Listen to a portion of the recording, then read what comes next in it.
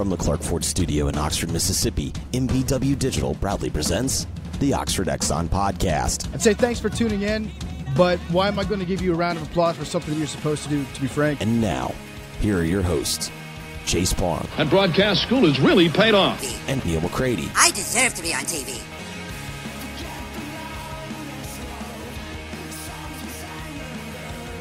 Welcome to this Wednesday edition of the Oxford Exxon Podcast. Chase Parham, Neal McCready, Clark Ford Studio this morning. We'll talk some football today. We'll see where we go from there. Don't really know what's coming up. Depends on my mood, if you want to be frank with today's proceedings here in the next hour or so. So we'll. It's your wife's birthday, and you're in a terrible mood? It is my wife's birthday. Well, that's not fair to her. It's not her related. I went and got donuts for her this morning. That was nice. It was. Not many people at the donut place at like 5:50 in the morning. I would hope not. You hope not. It's not. They had, you go at 9 a.m. on Saturday. You don't get a lot of selection. You get a lot of selection at 5:50 or 6 on Wednesday morning. Which donut place did you go to? Shipley's is the closest donut place to me, so that's where I went. Gotcha. At 6 in the morning, you're looking for location as much as anything else, but they're fine. And they have my favorite donut. Everybody else might too, but I know they do. So right. I like the chocolate glaze with coconut on top. That is my favorite donut.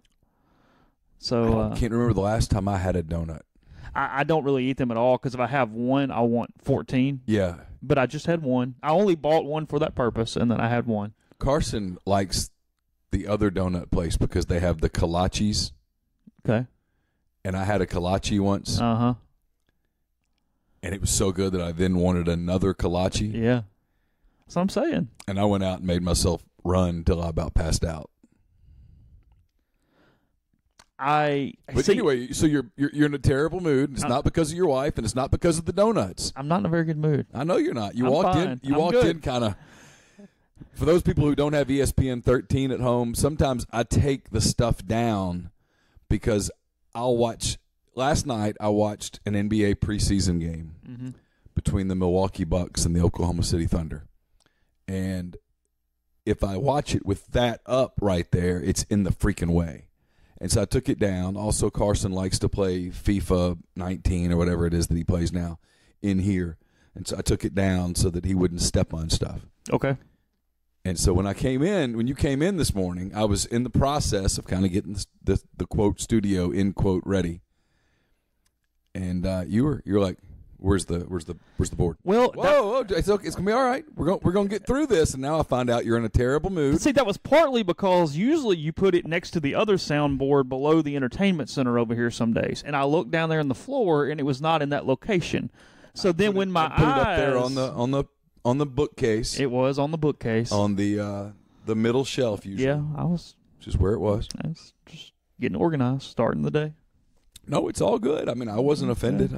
My feelings were not hurt. It takes more than that to hurt my feelings. You're the only one, obviously, but yes, that's so.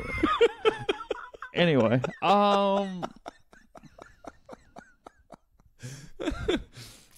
you were almost kind of aggressive, if I'm honest. You were. Whatever the word is, I was a small amount of aggressive to you there, weren't I? Yes. Exactly. All right. Anyway, I'm now trolling my friend here, so I apologize. And none of you are in on the joke, and that's not fair, and I apologize. You'll probably know later. Head on over to the Oxford Exxon. Bring me a beer. Bring me a daiquiri. Bring me something. They have multiple flavors. You can take care of that and save some money in the process. There's no reason you shouldn't save money when you do that. Sign up for the Exxon Mobile Rewards. First 30 days, you save a ton of money. Get a lot of points for filling up. Also, the Speed Pass Plus app. And much more next week when you're in town for Auburn and that 11 a.m. kickoff that's glorious to everyone. Tailgate, use them for that as well. Court-size sides, 3 slaps, $33 of ribs. You know, there's worse things to open your more. Saturday with than a 9 o'clock daiquiri. There are worse ways to open a Saturday morning than Is the daiquiri an socially acceptable thing at 9 a.m.? On a football Saturday, I think so, yes. Football Saturday or water within view? Football Saturday, water within view, or Mardi Gras. Okay, fair enough. Mardi Gras, there are no rules. It's fine. Right. But daiquiri probably falls under there. Daiquiri, Bloody Mary, mimosa, coffee cocktails. Because mimosas or Bloody Marys. All right, before we get down the road, let's go Clark Ford, and then we'll get down the road. Clark Ford is in Amory, Mississippi, 662-257-1900. Wait until you are done consuming the aforementioned beverages, and then call Corey. Don't put the straw in the daiquiri when you're in the car. Right, That's the goal. For the love of God, don't put the straw in the daiquiri. Unless you're in Louisiana, at which point you can put the straw in the daiquiri, and I don't think anybody really cares. It's a little more live and let live there. A little bit more, yeah. Different world. 662-257-1900. Call Corey. Tell him what you're looking for. He'll send you a quote within 15 minutes in business hours. That quote's going to be right to the bottom line. No hassle, no haggle. It's just going to be your quote. You can do with it as you please. You can take it and start shopping if you'd like all over. It's cool. It's your business. Or you can go ahead and take my word for it and the word of a lot of your fellow listeners who have purchased from Clark Ford. It's going to be the best deal you get. It's going to be right to the bottom line. It's a hassle-free car buying experience like you've never experienced before, and it doesn't stop at the purchase. You get great service after the sale. Corey wants to be your car guy. He wants to be your truck guy. He'll prove it to you. Just purchase from him and go from there. You'll be shocked. We'll make it even better. Tell him that you heard about Clark Ford on the podcast, and you'll save $500 off the bottom line from your deal at Clark Ford. Again, the number 662-257-1900. Also, back at Funky's this Thursday, 5:30 start time for that one. Isaac Gross will be in attendance. Big Gross. He will be in attendance with us. So come hang out, talk to him. You didn't respond to me on Twitter. Can I ask him the Big Gross question? If you'd like to. You want to? That's his Twitter name, Big Gross 94. I know. I saw that and I laughed because when I saw might have been self-titled. I mean, it could have, and that might have inspired a nickname that day. It did, yeah. So Isaac Gross with us on Thursday. We'll right there on the field, middle of practice. We'll relive, we'll recount, we'll do whatever we're doing. So nonetheless, all right, go ahead. So what do you think? We got coffee cocktails, we got mimosas, we got Bloody Marys. Okay, so holidays. It's funny, I've never thought, and I don't know why, I've never thought to have a daiquiri on like Christmas Eve morning or Christmas morning. Because typically daiquiris are warm weather cocktails. That's true. I mean, I drink daiquiris a good bit in the summer, but I won't have them during the winter, really. I've got to be in a real weird mood for that. Yeah. I mean, because it's rum. And I'm not a Bloody Mary person, but see, I hate them. I do too, because I don't like that thick tomatoey stuff. That's not my thing. And then when everybody starts putting like a whole salami and stuff in there, I don't get it. I mean, it's like, what are you doing at this point? You know what I mean? It's a slice of pepperoni pizza in the middle of your drink. I said this when I made fun of them that day on the 5 most overrated cocktails. I said, at some point, you've just got a shrimp dish. I mean, like, come on. What do we do? Yeah, it's... Like I heard Gabe DeArmond's recipe on the Greatest Pod in the South. You missed it because you weren't on the show the other day. You probably haven't gone back and listened. And his was very palatable. It was just like some pepper and some lemon juice and some vodka and some tomato juice and some Worcestershire. And, okay, you got your cocktail. We didn't need cucumber and olives and shrimp and crab and bisque and the whole deal. So it's all good. Drop a taco down in there and just see what happens. Yeah. Hey, you want a chalupa in your Bloody Mary? Why not? I don't like them much, but I love, and you make fun of me, I don't care. I really don't care. I'm not even the least bit offended if you make fun of me for this. I love mimosa. I do too. Love it. I order one every time I go to brunch anywhere. That's what I'm having. It's not brunch if I don't have a mimosa. A mimosa, and you float just a little bit of Grand Marnier or triple sec, whatever you have. Oh, you want that little Cointreau addition. Okay. Oh, yeah. It changes things? Now, I love it without it. Okay. But with it, it's just fantastic. Just a little, not a big shot of it or anything. Just a little on the top. Okay. Love it. Make a pitcher of mimosas, pour it in, and then just put just a little. Cointreau or Grand Marnier is preferable. But you can make do with other I can things. Make do with just that Bowls triple sec. Absolutely. Just a little. Yeah. And it kind of depends. And then I'll put a slice of pepperoni pizza in it, and I'm kidding. No, I don't. Yeah. That and coffee cocktails. I'm all in. Those are. Yeah, I love. You got to be careful in the coffee cocktail because they can get real fattening and really 1,000 calories quickly if you're not careful. But I'm not a big Bailey's Irish cream guy. I like it fine, but that's not what I prefer. Probably why you like the chicory liqueur. In all honesty, I mean, no ad or anything. It's stronger and it's less sweet. It's more just a little something there, and it's fantastic in coffee. Because it's got a little bite to it. It's we're drinking. We're not having dessert. We're drinking. And I love Kahlua. I mean, to prove to you this isn't an ad. I mean, I'm sure that's who Cathead is competing against with the. It's on the same shelf, with the chicory liqueur. I love Kahlua. It's fantastic. Yeah, you put it on ice cream and stuff. Oh yeah. You can make a sundae now. You can get busy on the sundae. I can make a sundae that I'm ready to compete with anybody in that regard. And I don't do it often at all because I'm such a psychopath, but yeah. I mean, there frankly are few things better than just vanilla ice cream and some Kahlua. Okay. I don't know that I've ever had just that combination together. Really good. Okay. Throw a few chocolate chips on there. Fantastic.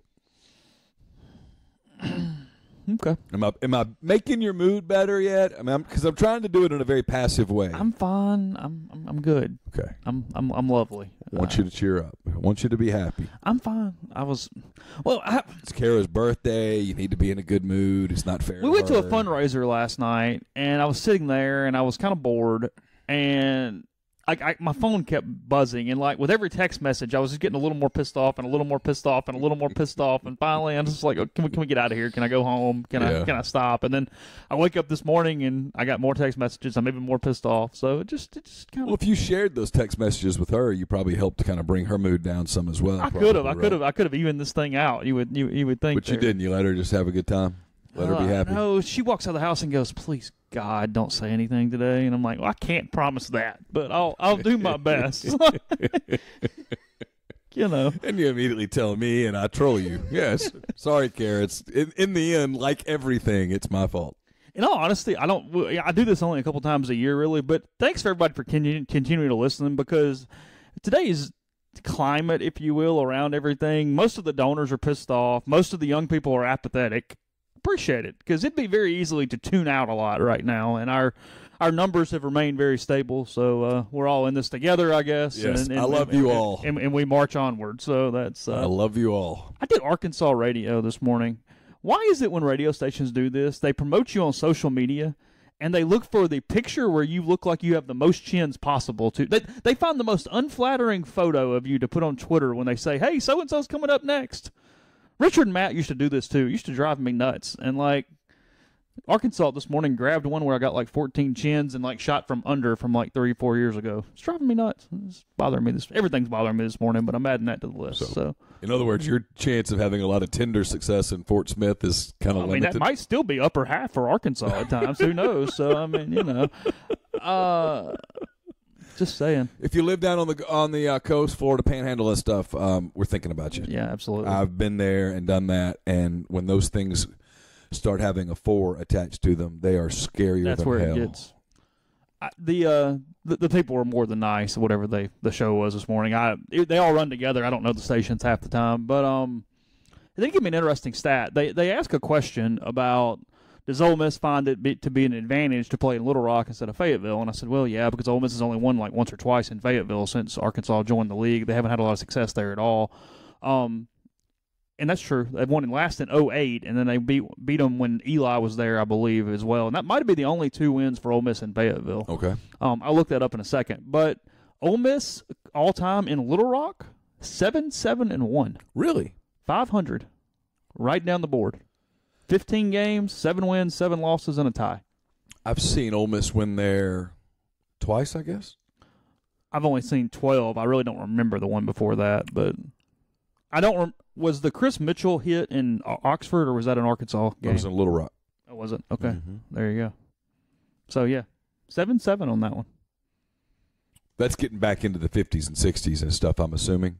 Well, it would have to be because they only joined the league in 92, so right. I don't know. Yeah, I mean, I don't have a lot of information there, but I just found it interesting nonetheless. It is interesting.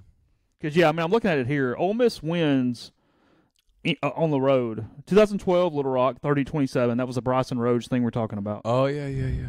08, Fayetteville, 23-21, the Houston Nutt game we always talk about. Yeah. 2000, Ole Miss in Fayetteville, 38-24. That's actually Romero Miller's senior year. Little Rock in 92, Little Rock in 90, Jackson in 91, part of 4 in a row for Ole Miss during that. And then they played a couple in New Orleans back in the day. But Sugar Bowl back in New Orleans. Oh, I guess that's probably what I'm looking at, honestly. Sorry. Yeah, that's it. Yeah. Fayetteville, 2 wins all time. Which is interesting because that's not an intimidating place to play. Ole Miss does not play well there. Yeah. A lot of weird games over there. Gotten their ass kicked there a couple of times. Yeah. That Bo Wallace getting hurt game was ugly. Jeremiah Masoli trying to pull one out with a bad team in a lightning storm in 2010 over there. He almost did it. Dude should have won the Heisman. If a 4-8 quarterback could win the Heisman, Jeremiah Masoli should have won the Heisman. He took a 1-11 team, put it on its back, and made it 4-8 and almost 5. That's like when one of Drew Brees' most celebrated seasons was that year he goes 7-9 with the Saints, and it was like they literally had the worst defense in NFL history. 7-9 was an accomplishment. Yeah. I mean, that team could have been 1-15 in a hurry, were it not for Drew Brees. It's a baseball stat. Someone said, and I read it somewhere, was a reputable source. I can't remember exactly. I wish I could find it. If the Mets had scored 3 or more runs in every Jacob deGrom start this year, I saw this. he would have been a 31-game winner. Just 3 runs. 3 runs! That's insane. Think about that for a minute. I mean, let the mind slow down and think about that for a minute. If the Mets, not or more, 3 runs in every start, he wins 31 games. That's mine. When you stop and slow down and think about that, it begins to boggle the brain. We won 31 games. Not 21, 31. I complimented the host a minute ago because they never said we or your or anything on the show in really? Arkansas. They were very professional. Are you sure it was an Arkansas show?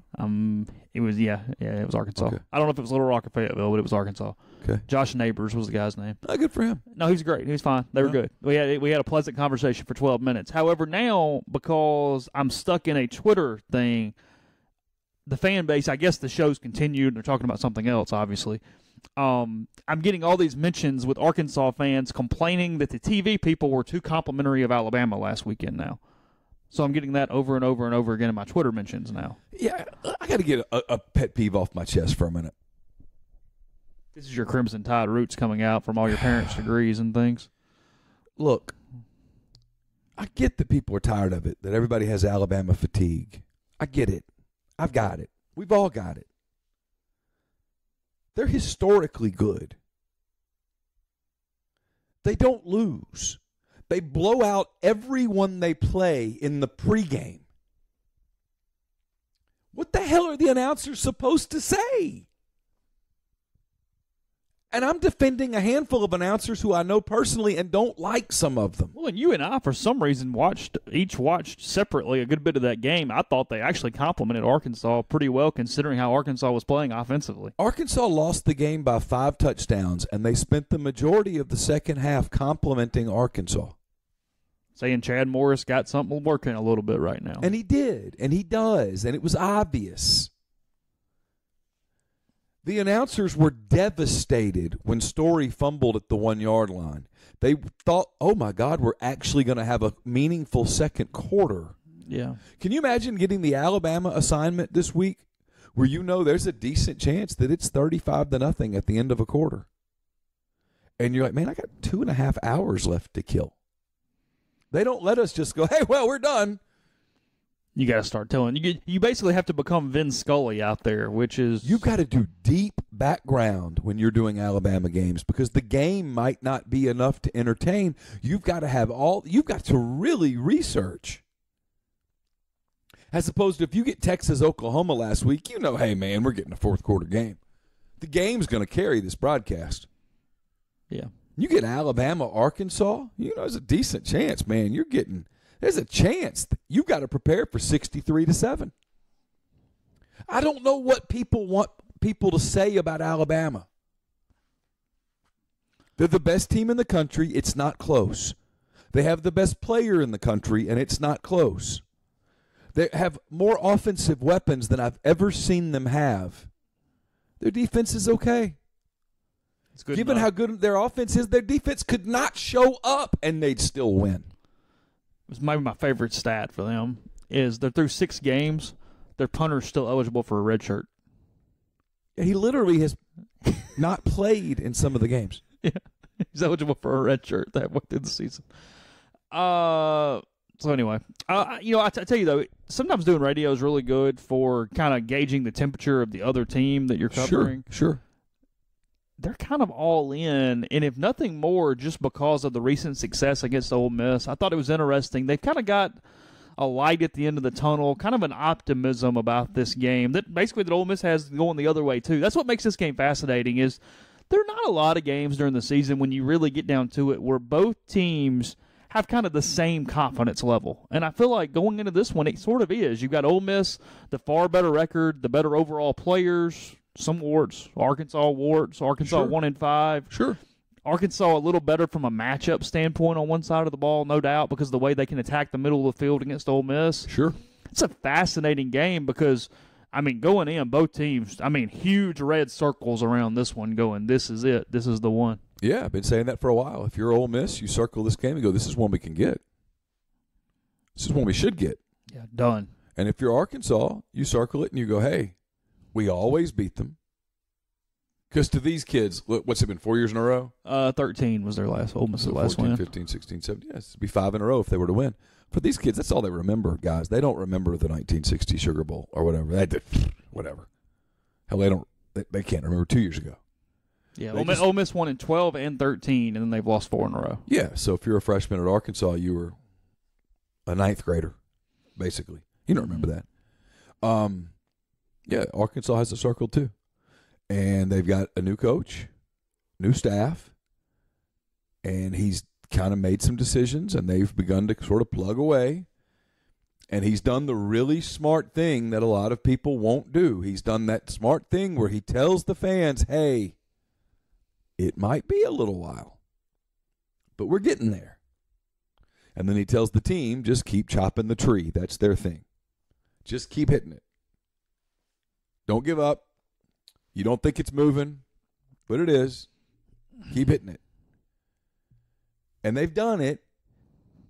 And they lost at Colorado State. Probably a few guys were like, hey, man, can we check the axe? Because I don't think this is a very good axe. And then they got beat by North Texas, and some people were like, man, I don't know. I think that tree's made of something that's not – I don't think it's choppable. And then he made the call on Story, and they got beat at Auburn. But to Wally Hall's defense, they weren't the better team, and Wally's crazy about that. But they did some good things. And then they did a lot of good things against Texas A&M and Dallas. And they did a lot of good things against the best the best team they're going to see all year. So if you're Chad Morris after that game, what are you telling your kids? Hey, give me that effort. Yeah. We're not going to see another team like that. And they're not. It's a true thing. And the kids go, yeah, it's true. We're not.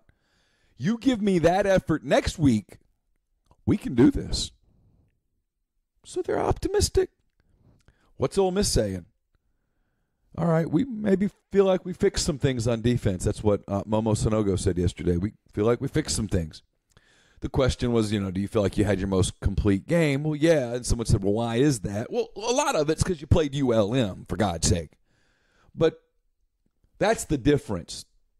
To me, there's the one little funny intangible is that in back of both teams' minds, there's still question marks.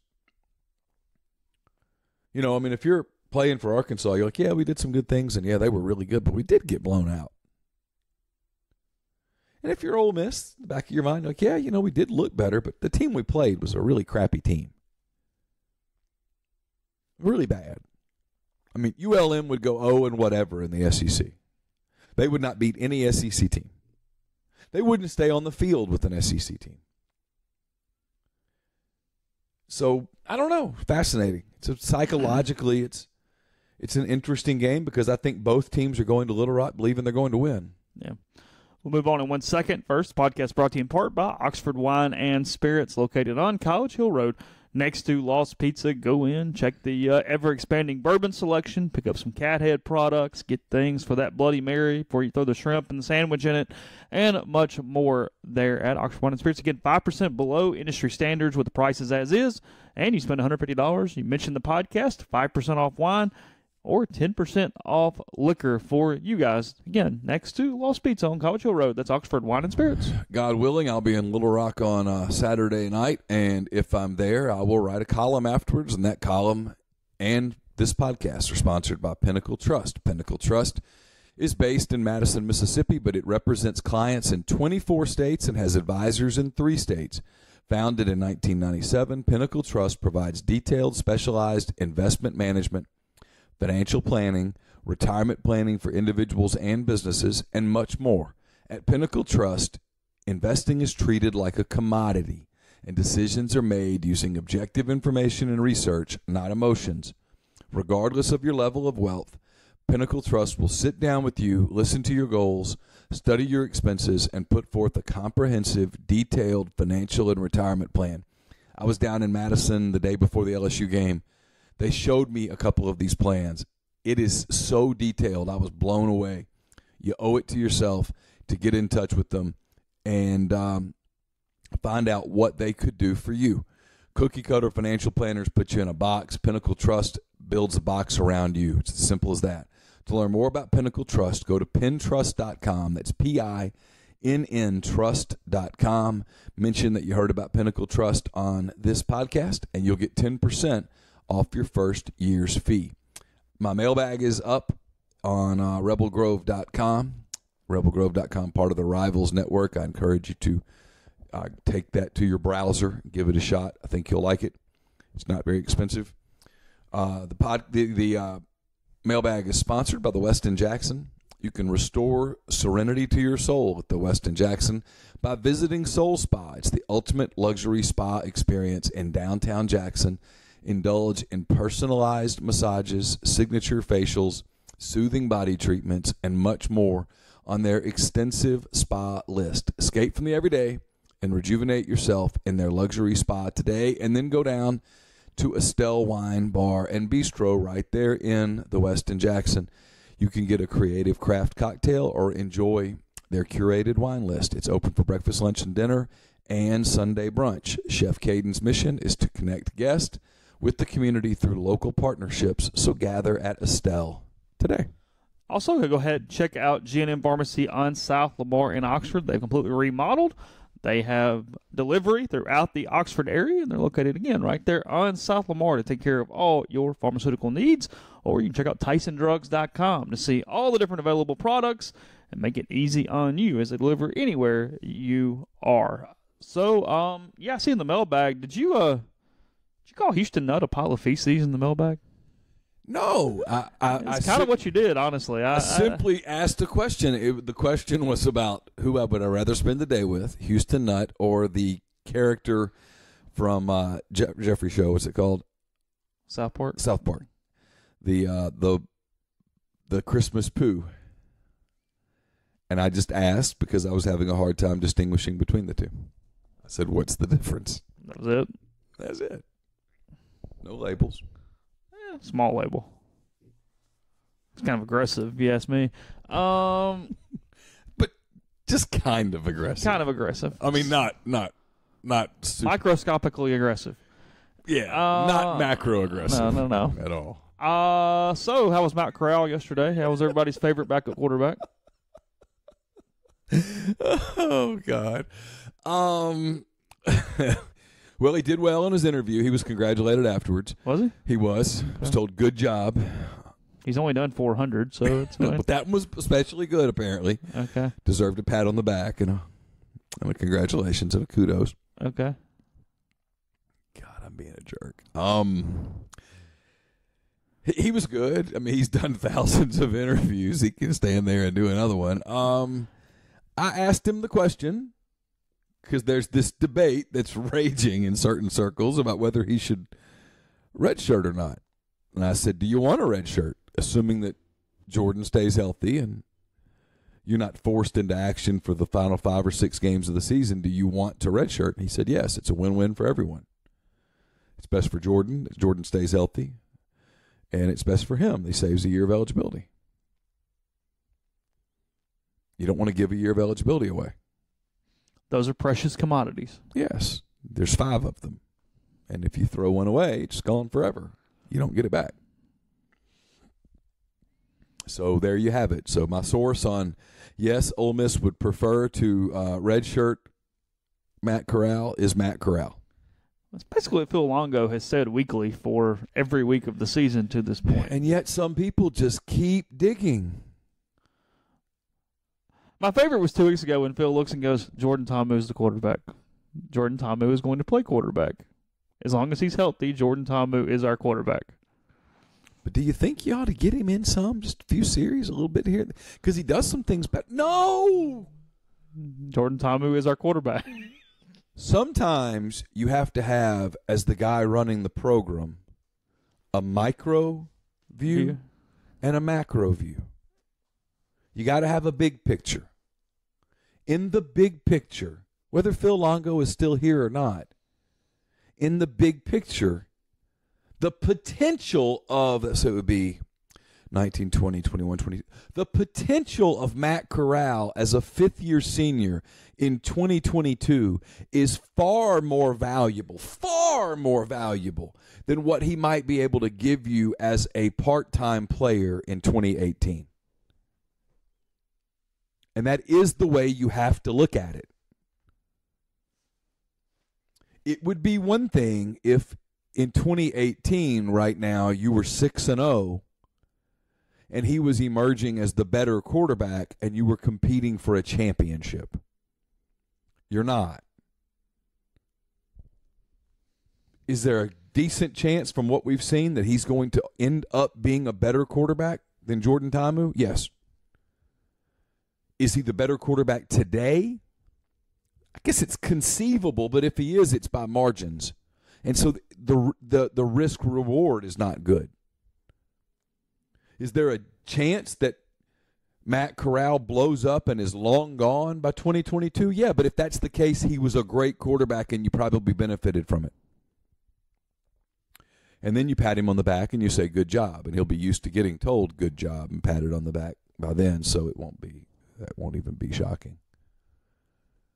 Won't even shock his system a little bit. He'll be so used to being told good job. We used to have the starting quarterback come in on Mondays with the head coach. And he would stand at the podium and then leave, so he never really got a chance to get patted on the back and told good job. Yeah. The coordinator coming in changed that dynamic. Right. Switched it up a little bit.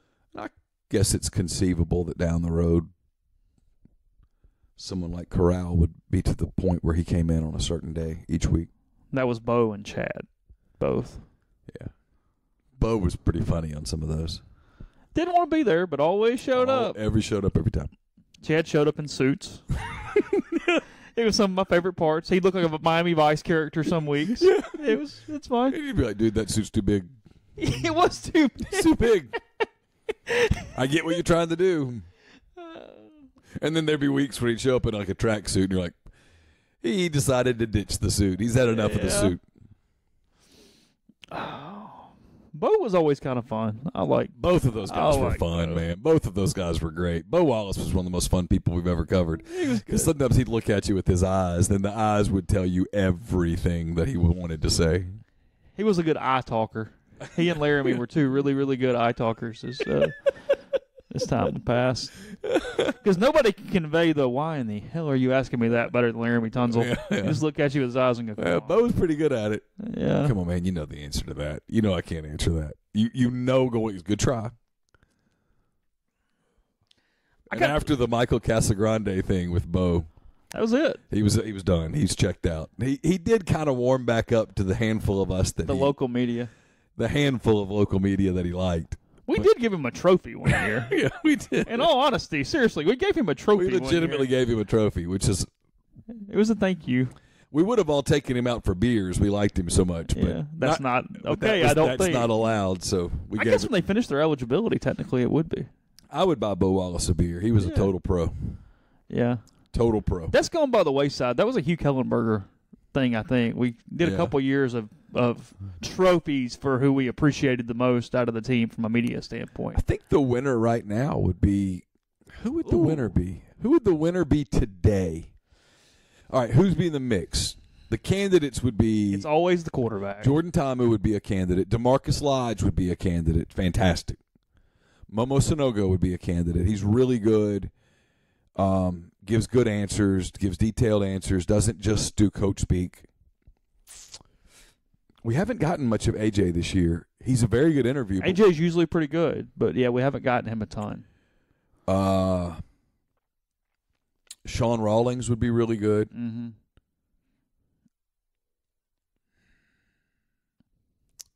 Feels like we're missing somebody. Well, I'm sure we are. Because there for a while we were getting Coatney all the time. We haven't really got him. Kadir Shepard's pretty good at times. Actually gotten some pretty good stuff out of Kadir. Yeah, I don't know.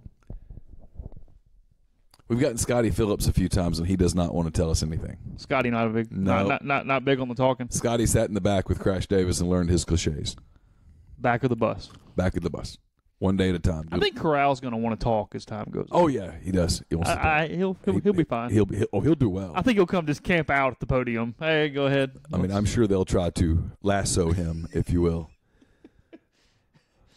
You can tell what kids answered so many questions in recruiting to where it's, hey, let's have a conversation. It's I love it. Well, he's not ready for interviews yet.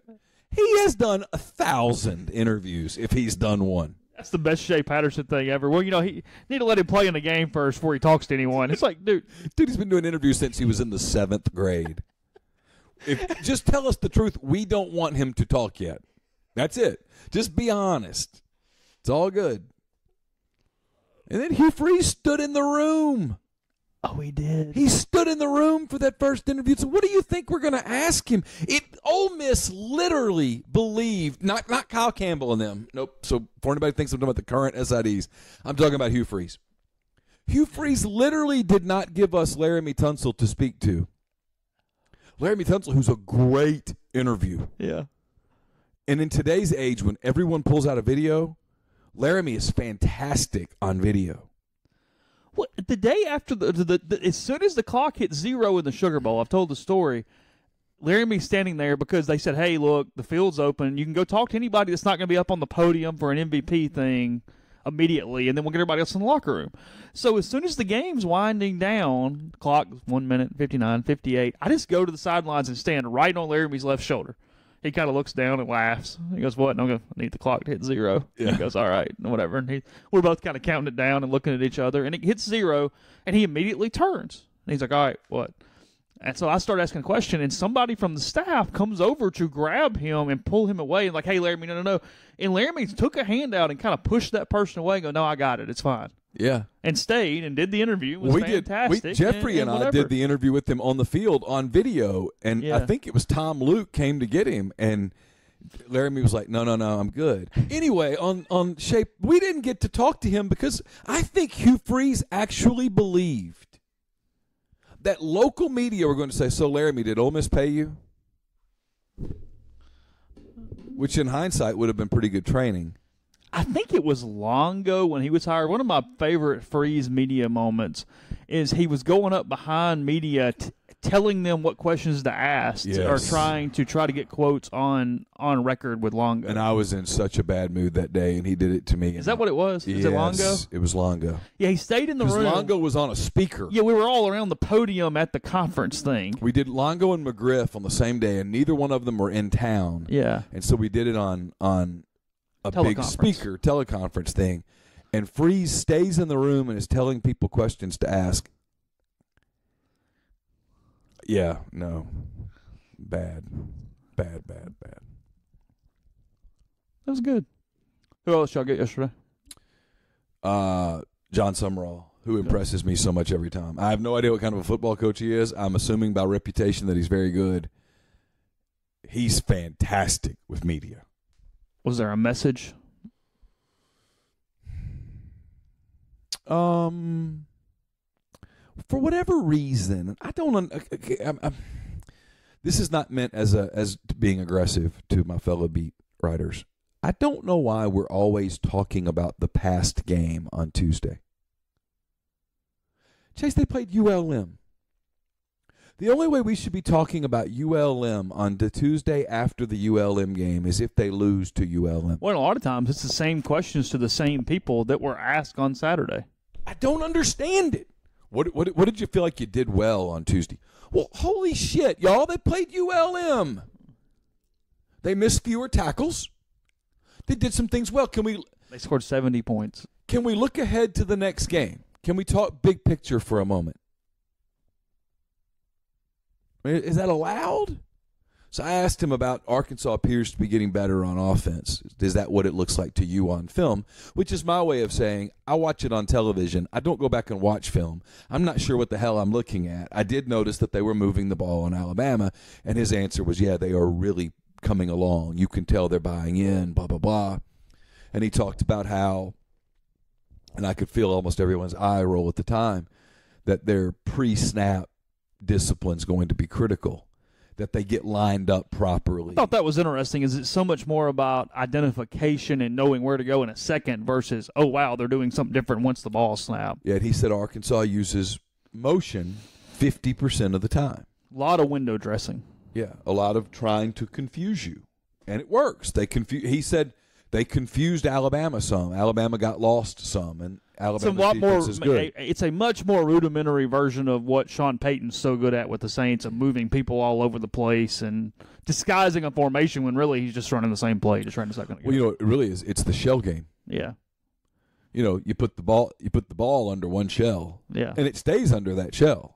But you move all the other shells and all that stuff, and your eyes get lost. And you're still just running a power. And it's like, where's the ball? Oh, well, it's coming right at me. Yeah. It's still under shell 2. Yeah. Been under shell 2 the whole time, but we distracted you with shell 1. Yeah. Look, you're watching shell 1 right now, and there goes shell 2, 22 yards. Yeah. So it's a lot of that. I thought it was I like Summerall. I like watching him coach. I like listening to him talk. I think he's very smart. And he's a football guy, meaning he played and he's hard-nosed and all that stuff, but he doesn't bring a lot of that stuff to the interview room. And he doesn't talk down to us because we didn't play. Can just have a conversation. Yeah, you can ask a question, get an answer. Yeah, he'll explain it to you a little bit. There's almost some teaching going on, which I always appreciate, frankly. Don't do the talk down to me thing. I mean, that I can't stand that. Because then when you turn around and you criticize something I write, I always want to go, well, show me some of your writing samples. I'm curious. I'd like to. I've done that before. That did not go well. Probably not handled. No, it was a blow up. Was it? Yeah, I did. How can you question what I called? I didn't. They said something I wrote, and I said, "Can I see some of your writing samples?" Because if I can't criticize your work, then you can't criticize mine. And I bet you I write better than you. Well, that's different, though. I mean, I know you coach better than me, and I'll acknowledge it, but I bet you money, any amount of money you want to bet, that I'm a better writer than you. I'll sit down and do it right now. A writing contest today, I'm in. And it's, well, you're an asshole. Well, so are you, so we're all good. You coach football, congratulations. That doesn't make you a better human being than me. What could help your day as a human being, though, is buying tickets for the Wizard of Oz coming to the Ford Center October 21st. We got the Scarecrow and the Lion and Dorothy and the whole bunch coming to the Ford Center October 21st. 2 days later, the Oxford Art Crawl, if you'd like to take advantage of that as well. You got bus tours starting back for 2 p.m. the weekend of home football games. So next week, against Auburn the day before. You can really make a 3-day weekend out of it. You can go see Jay Tate at Funky's with us next Thursday. You go take a bus tour on Friday at 2 p.m. And then you got the game against Auburn at 11 a.m. that morning. The Nutcracker coming to Oxford as well, to the Ford Center, the holiday market, all sorts of stuff coming your way. And you can see that full list at visitoxfordms.com/events. And if you need to get away further than Oxford, get in touch with John Edwards of Regency Travel Incorporated in Memphis. Been thinking about that golf trip with the guys that you'll never forget, or maybe an anniversary trip that she'll never forget? Whether you've dreamed of playing St. Andrews or sitting at a cafe in Paris, both sound actually pretty good to me. Talk to John Edwards before you try to do it yourself. Why use John? Well, he's part of Virtuoso. It's a worldwide network of travel partners that allows John to supply his clients with added values and unique benefits that are simply not available to other travelers. John traveled the globe for 37 years before getting into the travel business. He knows the extra attention that is needed to make a special trip one that creates a lifetime of unique memories. So if you're thinking about going with the boys to Pebble Beach or taking her to Napa for the vacation of her dreams, call John. Give him some parameters and a budget and let him give you some options. And know this, you don't have to live in or near Memphis to take advantage of his services. It's really simple. Just call his number, 901-494-3387, or send him an email at jedwardsregencytravel.net. Again, all you have to do, give him some parameters. What are you looking to do? And what's your budget? Let him give you some options. No harm. If it doesn't work out, it doesn't work out. But what if it does? First-time clients can save $50 off the first book trip just by telling John you heard about Regency Travel on the podcast. Podcast also brought to you by Grenada Nissan. If you're in the market for a Nissan vehicle, you owe it to yourself to go to Grenada Nissan. It's just off Interstate 55 in Grenada, Mississippi. They have a complete selection of new and previously owned Nissans. Great lease deals as well. Go in. The service is fantastic. Tell Gene and Sandy that you heard about Grenada Nissan on the podcast. They'll take care of you. They've taken care of me and my family for more than the past 10 years. We love doing business with them. You will too. It's GrenadaNissanUSA.com.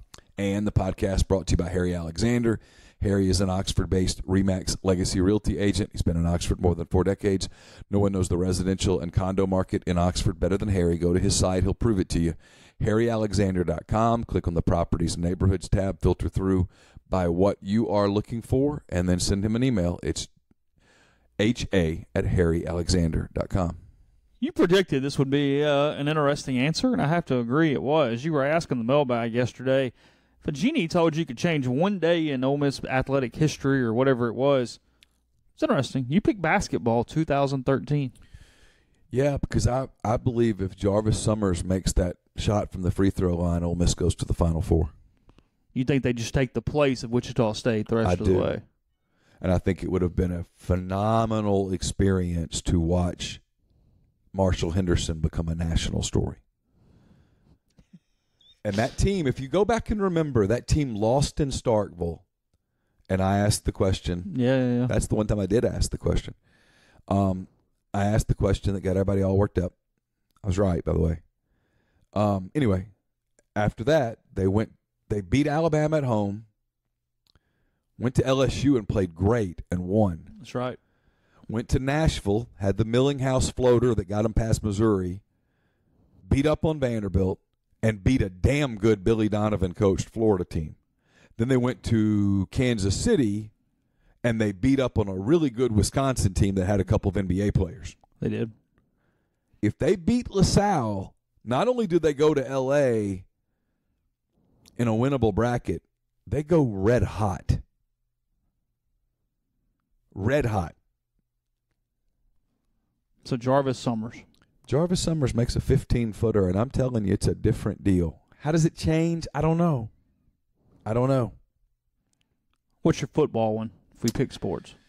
Well, because I love the playoff idea. I hate the 14 playoff, and I'm an 18 playoff so guy. 4th and 25. 4th and 25 doesn't happen. Just win that game. They win that game. They win the SEC, and we get to have this unbelievably awesome debate where everybody's right and everybody's wrong. Because all three teams involved in the debate would have an argument, and all three teams in the debate would have a wart. For example, Alabama would say, we're 11-1. You are. We're one of the best 4 teams in the country. You absolutely are. You lost at home to Ole Miss. Yeah. Who's in the conversation? Ole Miss would say, we're the SEC champs. You are. We beat Alabama. You did. You also got your ass kicked in Memphis. And lost to Florida. But the Memphis one would be what got them, because they would have avenged the Florida loss. Yeah, that's true. They beat them. They beat that team to death. In the SEC wart game. would have been Memphis, and it would have been just this giant. It would have been just a boil, right? Would have there been this on beautiful girl spectacular with the perfect body and everything, but she's got this thing on her forehead. It's right there. And you can't. You want to look other places, and you're. I think Ole Miss and Ohio State would have said we went 11-1. You didn't win the Big Ten. They would have said there's SEC bias. Can't prove it. Would have been fascinating. It would have led to an 18. So it wouldn't have been like the Cindy Crawford trademark mole that's right there on the. No. It's like a thing on the cheekbone on an otherwise gorgeous woman who can sing and everything. I mean, she goes up there for the talent. She sounds like Lady Gaga, but there's that thing on her. Can we not call Dr. Pimple Popper and get rid of that? And the answer is no. It's right there. You have to learn to live it. You have to learn to love that. 4th and 25. Those are my two things. Okay. 4th and 25 is more because I'm an 8-team playoff guy. Yeah. And it would have led to an 8-team playoff. Baseball is such a simple one. You give them 0-5, let Stephen Head hit the ball over the wall because it does multiple things. That team probably wins the national title. Texas is out, and Texas killed everyone in the College World Series. That team wins the national title in 0-5, changes all the angst in multiple ways. Gives Mike a title. And from the very beginning, you remove that stigma of home games and stress and everything else. They've been to Omaha. So next year against Miami, they're probably in a better mood. Like they go to Omaha 2 or 3 more times after that if you win the first one. Evan Button probably makes a perfect throw to first. Yeah. They probably beat Tennessee Tech. They probably go to Omaha 4 times, 5 times. Yeah. Stephen Head hits one ball off Jay Brent Cox over the wall in 2005. Look at the Red Sox. It's a Mr. Destiny moment right there if you do it from the very beginning. Yeah. Here's what won't not be a crowd, when it gets in the 8th inning, goes, we'll figure this out. It's all good. And if you don't win it, it's done that one didn't work out. Yeah. Didn't work out. It's like LSU when they got upset by Stony Brook. They gave them a standing ovation. Yeah. Good for them. Yeah. It kind of sucks for us, but it's great for them. Isn't that cool? Look at that, Mary. Isn't that awesome? Look at those boys. They're so excited. We'll be back next year. Hey, there's a trophy over there. Yeah, right. we'll be back next year, and then they typically are. Yeah, absolutely. No, in baseball, it's a no-brainer. Yeah, because you could go 09. No, 5. It changes the whole trajectory. He hits a 3-run home run right there, and you dogpile it. They win 7-6, and you move on with your day. You go to Omaha and you win the national title, and then it's a totally different trajectory. Yeah, and it just shows you sports are fickle. Sports are fickle. Fickle, fickle, fickle, fickle. Go back and watch 4th and 25. Slow that thing down and watch it, and there are like 15 chances for that damn thing. Even at the end of that thing where Alex Collins doesn't know where he is. Alex Collins has run 100 yards. He does not know where he is. But they stopped the 2-point conversion later, too. And there was a penalty on that. Well, it was the right call. It was. Him, he pulled him down by the face mask, and you can't do that. But if he just grabs him by the jersey and pulls him down, the game's over. And 4th and 25 just becomes a cute little anecdote. Is it Hunter Henry? Was that who threw the ball backwards? Yeah. He didn't throw it. He's going down. He gets wrapped up. Just tosses it up in the air. Tony Bridges? Who wrapped him up? I can't remember. Okay. For some reason I think it was Bridges. Could be. Yeah. C.J. Johnson misses the ball by literally a fingertip. If it's just deflected, that's it. Well, yeah. I mean, if C.J. Johnson puts a finger on it, it probably rolls out of bounds somewhere, bounces back to the... Yeah. It doesn't bounce directly to Alex Collins, who was probably the one person... The one dude that could make the football play. And even at the end of that play, he had run so far that he didn't know where the hell he was, and he intentionally fumbled the ball because he thought, they got me. That's right. Hunter Henry, trailing the ball, said that when he saw Alex go down, he thought, we almost did it. Yeah. Turns out they had a first down. They didn't know it. They thought they had to score. Yeah, because everybody saw whatever. Yeah, he thought, we almost did it. And if Ole Miss recovers the fumble at the end, game's over. Game's over. You survived it. It's the craziest play I've ever seen. Easily. The one craziest play I've ever seen. Easily. Had some real stupid end-of-game moments over the years, but that was easily the craziest play I've ever seen in my life. Les Miles thinking he could line up and snap the ball and spike it with 1 second left was on up there. But You know he ran 27 seconds off the clock between second down and third down. Just didn't call timeout. And then you let the one play happen defensively that you cannot let happen. They let the dude get behind him. I mean, you just catch can't. the ball. I mean, it.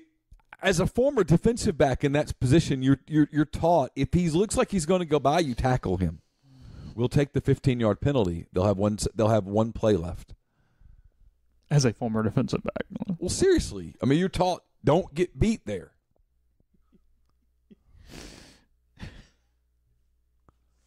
All right. We ain't had one this week. What in the world's going on with basketball recruiting?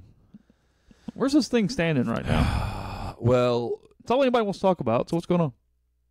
We're all waiting on DJ Jeffries. Okay. Who's left? Depends on who you believe. Okay.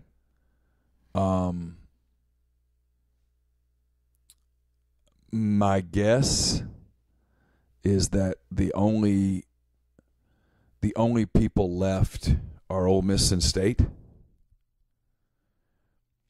You think Penny moved on? Yeah, I think Penny moved on. I do. Now they could come back, but I don't think the kid wants to go to State. Wants to go to Memphis. I think the we want Wiseman chants were not what he wanted to hear. He and Wiseman get along, but they're not like buddies. I talked about this on Memphis radio yesterday, and I want to be really careful about the way that I do it because I don't want to make an accusation because I have nothing to back up an accusation, so I'm not going to make one. This is not an accusation, okay? But this trial in New York is impacting college basketball right now. A lot of accusations are being made. And if you're running an athletics program that does deals with shoe companies, you're being super careful right now. Or you better be. And you're asking questions on any high-profile kid. What is his relationship to Nike? What is his relationship to Adidas? What is his relationship to Under Armour? What is our relationship with Adidas, with Nike, with Under Armour? Right. How much communication have we had with those people about this kid? Who's had that communication? Was it recorded? Did anyone see it? Tree fall in the woods. Okay, good. So, I don't know. I'll simply say this. This is not about DJ Jeffries. Okay? I'm not talking about DJ Jeffries. For those of you who are listening in the Golden Triangle area, and we know you're there, thank you for your patronage. This is not about DJ Jeffries. A lot of kids, basketball kids, in football you have late bloomers. Yeah, in basketball you really don't.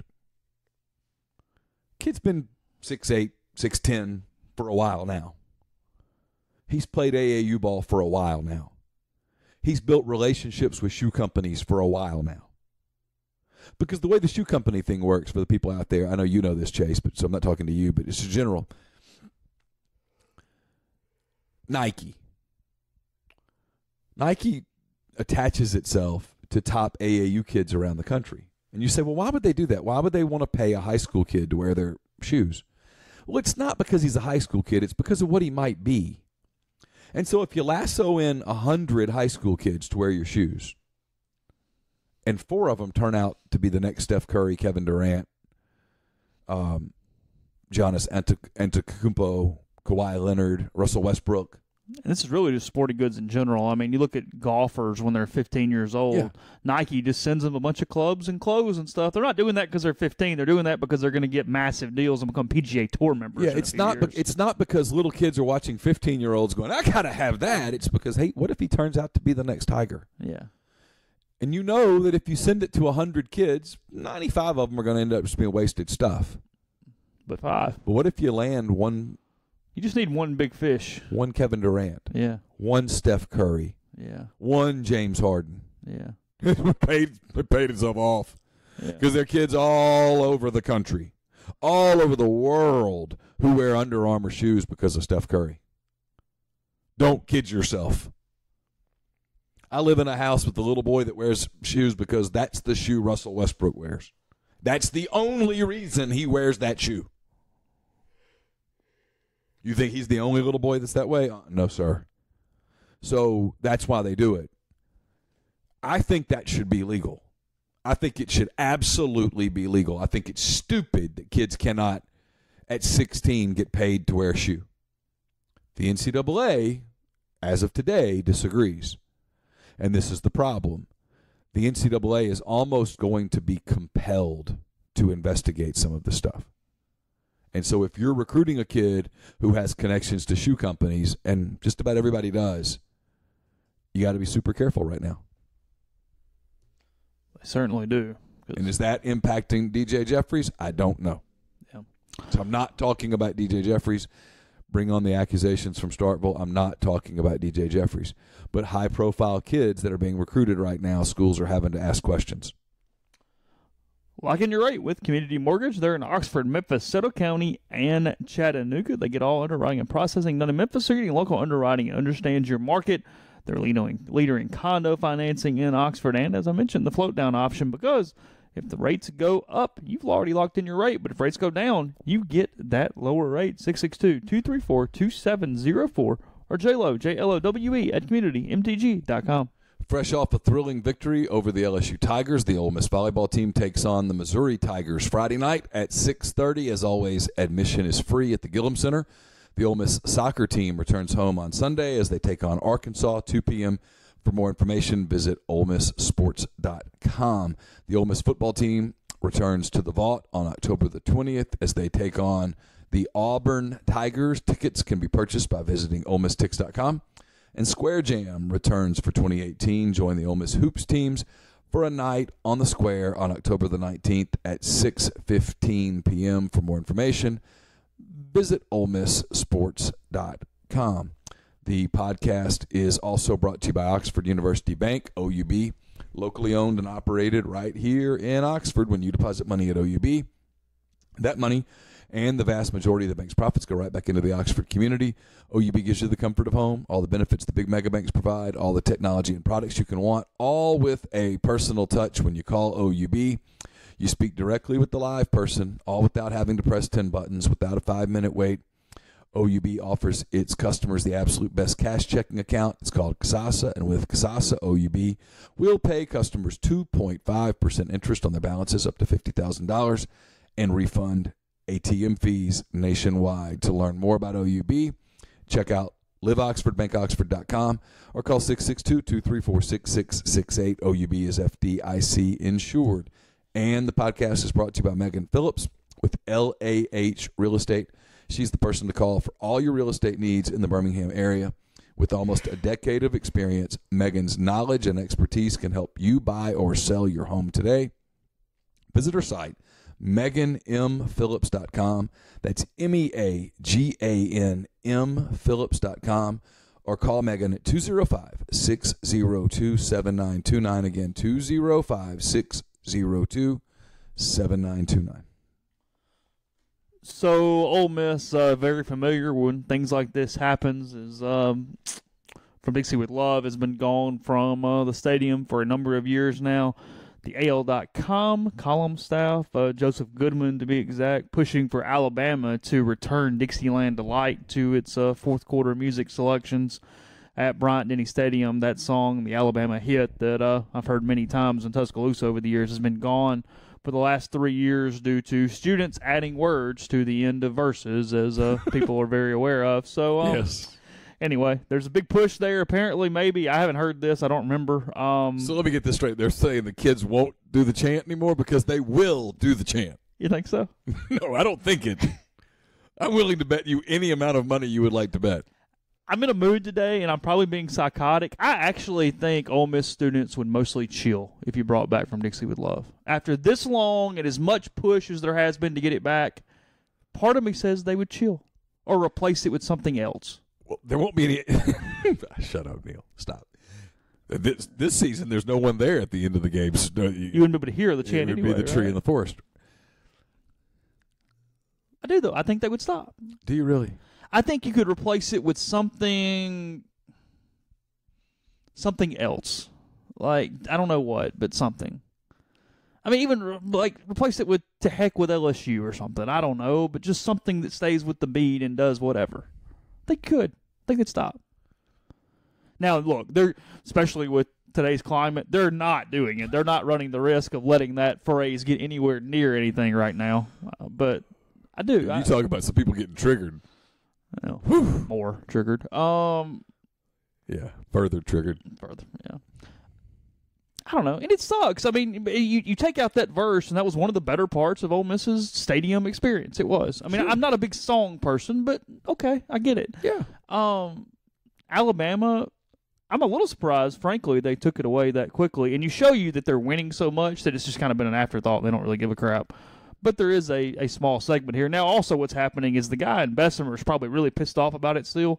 And Joseph Goodman knows that the guy in Bessemer is going to share that bad boy on Twitter and social media and be really pumped up when he sees this column this morning. But, what did they chant? Do we know the exact words? Yeah, I have it. You want it? Yeah. You're talking about Alabama, right? Yeah. I know what they chanted at Ole Miss. I'm aware.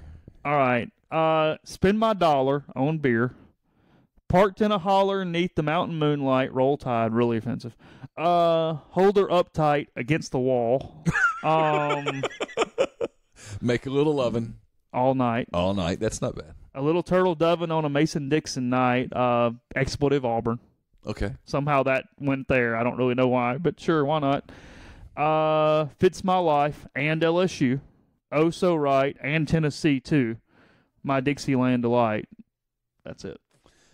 Really, you take out the one expletive on Auburn and probably the against the wall, given the climate today. They're close to okay, right? There's nothing wrong with that. It's just a college football game. No one at Auburn is offended by that. They say the same thing about Alabama. It's fine. Well, no, I think their argument was people in the Alabama crowd would be hurt and upset and offended. God. Do you really believe your kid's not hearing that word at school? My kid hears that word every time the Cubs play the Cardinals. I mean, LSU still playing neck occasionally here, guys, and we got a whole other deal there. Look, you're talking to somebody who just doesn't get offended. But that's not offensive. Even the up against the wall part is not offensive. It's just not. It's just not. It's not. Well, they killed it. God forbid that you let the kids just have some fun. It's a song.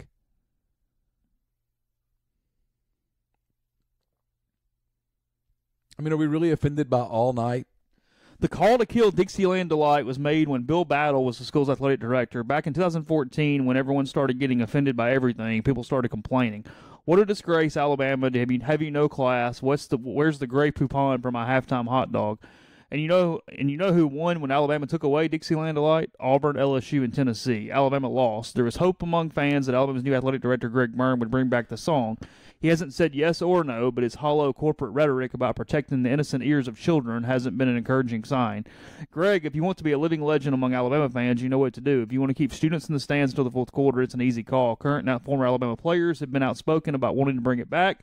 Look, it shouldn't be this complicated, people. If you don't want your kids to hear the song, then just cover their ears. Earmuffs, kids, as Vince Vaughn would say in the movie Old School, earmuffs. Vaughn to Luke Wilson in that famous scene. You're focusing on all the wrong sort of details here. Did you or did you not have a good time at the party? That's all that should matter here. Stop being lame. No one cares about Mr. Brightside. It's a great song, sure, but who really cares about some band from Las Vegas singing about infidelity? Bring it back. The time is right. Oh, so right. Dixieland Delight. Can't believe I'm saying this, but I agree with every word. Didn't know we were going to end the show today with some Joseph Goodman love from AL.com, but here we are. So, because he and I typically don't see eye to eye on much of anything. No, he's psychotic half the time with his stuff, but he's right.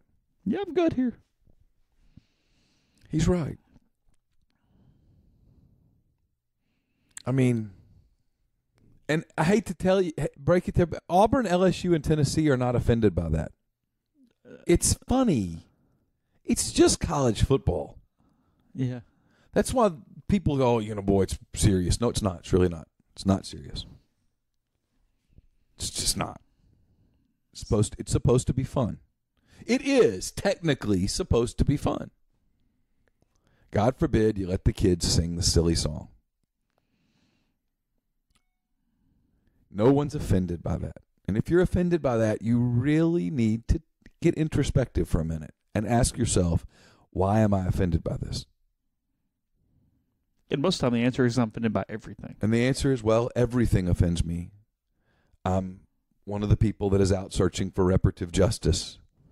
And if you want to spend your life searching for reparative justice, then bully for you. Go for it. I'll tell you what I tell my kids. You didn't do anything wrong. Live. And if you're telling your kids that they're responsible for something that happened 200 years ago, that's on you as a parent, because they're not.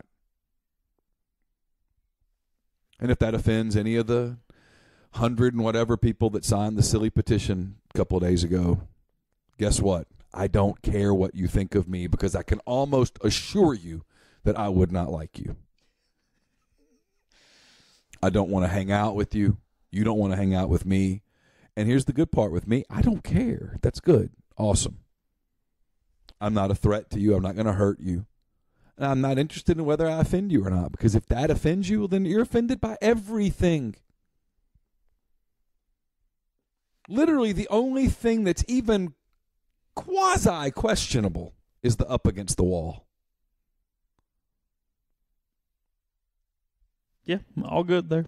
And that's really not questionable if you think about it. I actually have to give, as we close, rebelgrove.com a pretty good bit of credit. You spurred from the podcast yesterday. There's a thread that's like 4 pages long, and 99% of the posts are thought out and respectful of one another. So for a message board, bully for all of you. I'm impressed. So it's one of the reasons on the board, and I know you agree with this too. I'm speaking for you to some degree as well. I don't like to delete all of the political posts, because sometimes the political posts, sometimes they delve into name calling and we kick them off. But sometimes they end up being thoughtful exchanges of ideas. Actually some worthwhile commentary at times. And quite frankly, one of the things that's missing in our society today is the exchange of ideas.